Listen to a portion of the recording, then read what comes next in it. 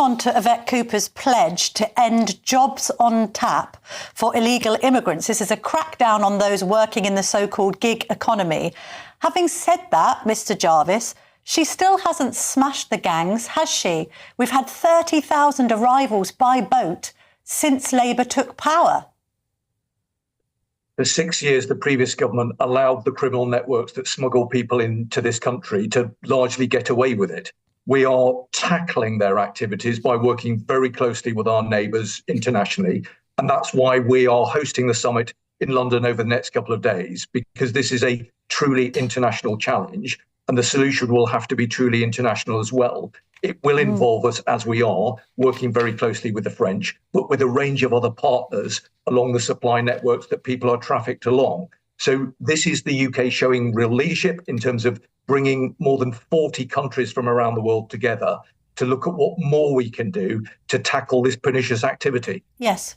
You say the Tory government allowed people to get away with it. In what way is Labour not allowing people to get away with it?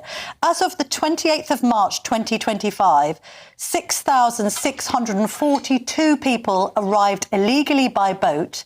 This is the earliest point in the year that crossings have reached that point since records began. So you could say that a record number of people have arrived here. In what way is that Labour taking any more action than the Tories did?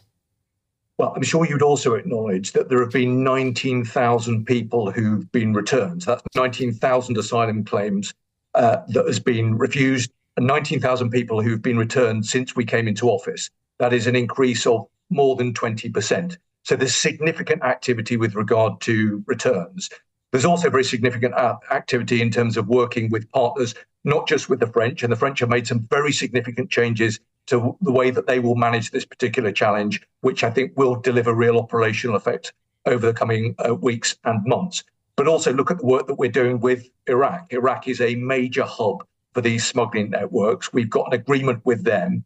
So a drawing together of this activity will mean that we are much better placed than was the case previously to target these criminal networks. The NCA have shifted some of their resource. There's been some additional investment from this government. So this is a difficult and challenging international problem, and we're working with our partners to get a grip of it in the way that the previous government wasn't able to.